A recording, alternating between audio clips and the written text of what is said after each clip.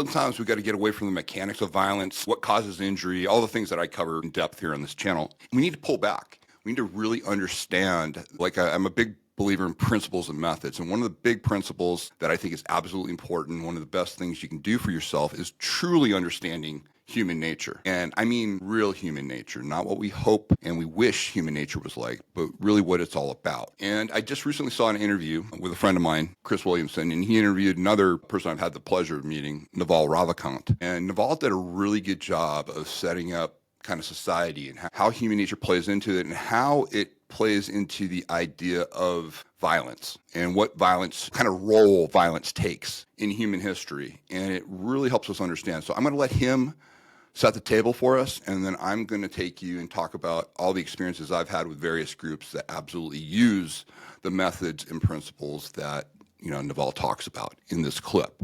So let's take a look. It started as a way for people who had power to divide up the power, not fight amongst themselves. The winners of the revolution, the winners of the war, the people in the House of Lords and the House of Commons, they divide up power amongst themselves. They say, hey, we have all the money, we have the power, we're the knights, we have the swords, we have the warriors, we could kill everybody, but we don't want to just fight each other all day long. We don't want to be Game of Thrones forever. So we're going to divide up power by voting amongst ourselves. But then as society goes on and becomes more and more peaceful, that franchise for voting gets spread. It gets spread to people who don't have land, who don't have power, who may not be able to inflict physical violence. And then eventually you get to the point where everybody's voting. Everybody's voting, and everybody's voting for candy and fairies and, all the free things in life. Mm-hmm. And then eventually people start voting to oppress each other. The 51% in any domain vote to suppress the 49, the tyranny of the majority. But not all of them are willing to back that up with physical power. And so you can end up in a situation where people who don't have physical power are using the institutions of the state to control the people who do have physical power. Mm-hmm. As a simple example, taking it is the people who don't have guns voting to disarm the people that do have guns, right? Well, if the people who do have guns get coordinated and care enough, you can't do that, right? So I think eventually these societal structures are unstable. They break down. And they break down because eventually the people who have the power and say, no, wait a minute, you don't get to vote. You only got to vote because you had power, and now you don't have power and you're somehow trying to vote. Mm. All of nature, all of society, all of capitalism, all of human endeavors are underpinned by physical violence, and that is very hard truth to swallow and hard to get away from. Nature is red in tooth and claw. If you don't fight, you don't survive, you don't live, you die. Mm. And that's true of everything alive today. And humans are no different. So giving up physical power and then thinking you can exercise political power fails, which is why every communist revolution, which is all about equality and kumbaya and brothers and sisters, end up being run by a bunch of thugs. Because if you don't have a way to divide up the wealth based on merit, then it's always going to be based on power and influence. Mm. So the thugs with the guns always win in the end. So the question is just, can you keep the thugs and with the guns paid and happy and successful society where you're allocating based on merit? Because if you can't, then you're going to do it based on power. So I do think that this battle is not over, but that's because it never stopped. It's always been there from day one. It will continue. And that's the point that I always try to make with everybody. I talk to a lot of corporate groups. I talk to a lot of amazing entrepreneurs. And I feel it's my job to always bring them back because we get so caught up in the amazing technology that we have today and all the things we're able to do. And there's this idea that we somehow have evolved to the point to where violence is no longer necessary. Nothing could be further from the truth. We need to understand how human nature works and the idea that when you have peace, when you have calm society, it's because somewhere along the line, there has to be a organization, a political group, a government that can back up the laws with violence. And that's really it. And that's why people behave. If you go to a place like Singapore, one of my favorite places to go, but Singapore, the reason that I could have my 11-year-old daughters walking around Singapore at 2 a.m. in the morning by themselves, not that I'd ever want them to do that, it's because of the severe laws that they have should you use violence against anybody. And it's very well known. I remember listening to a SAS operator. I was reading his book, and he got caned in Singapore.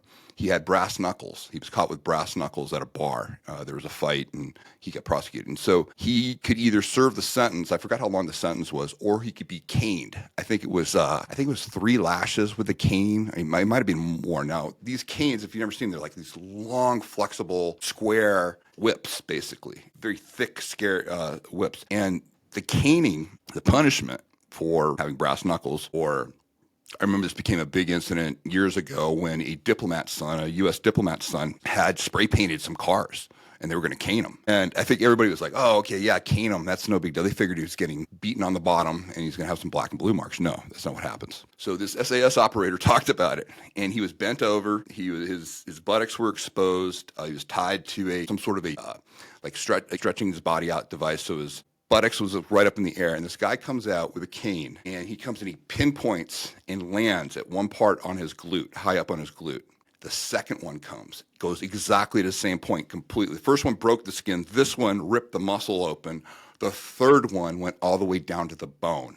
This guy had never experienced, and he'd been in combat and all sorts he'd never experienced anything as painful as the caning, and nor the recovery time that it took for his body to recover from it. I give you that example because I said that's the juxtaposition. You've got this incredibly peaceful place where it's incredibly safe, but it's incredibly safe because it's backed up with a potential incredible threat of violence. Naval is talking about this from this 50,000-foot view, and we need to keep this in mind. Now, listen, in our world, in our micro world, this is what we talk about: injury to the human body. We talk about all the things, avoid the avoidable. Violence is rarely the answer, but when it is, it's the only answer.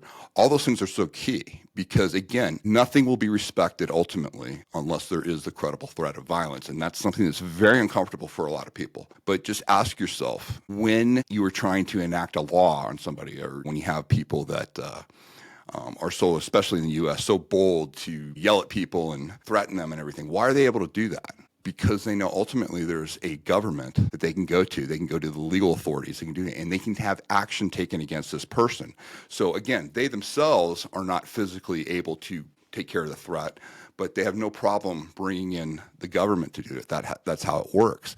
Now, listen, this isn't a political statement. This isn't about whether or not people abuse these powers. This is just the reality of us. I've interviewed a lot of guys. I've interviewed a lot of criminals, guys like Sammy Gravano, former head of the Gambino family, second in the Gambino family for John Gotti, Michael Thompson from the Marian Brotherhood. I have talked to warlords, people that sit there, and it all evolved. Everything comes back to the credible threat of violence. What's interesting in the prison system is the main idea is to keep business going on the yard. All the gangs want that to happen. So they're very judicious on how they control violence, anything that would shut down the business and the interaction between them. I've done other videos on that and told you that. But really what it's all about is understanding human nature and understanding that humans have not changed. As Naval said, that it never goes away. As technically proficient as we are now, we are just finding new ways to back things up with a credible use of violence. And really, when you're putting together your self-protection plan, that's what I try to give you. I try to give you that credible threat for real threats, where we assume you're going to deal with multiple attackers. We assume they're bigger, faster, stronger, and we assume they carry weapons. And so it's just sometimes, like I said, it's good to pull away from a lot of the incidents I show of violence, and you're thinking one-on-one, or you're thinking your situation on criminal, and just understanding the human nature aspect of it is absolutely great. And I thought Naval did a great job. Chris obviously asked great questions. If you're not following the Modern Wisdom podcast, you really should. Chris is just a fantastic interviewer and a really interesting guy. And Naval obviously he, on many topics, is one of the most interesting people I've ever met. His brother is a good friend of mine, but it was nice to find this clip where it just succinctly talked about human nature. And again, he's one of the few people in the world of technology and evolving with AI and everything that brings it right back to the fact that, hey, this is all still run by humans. And humans, when they feel threatened, will use violence. And if you do not have the ability to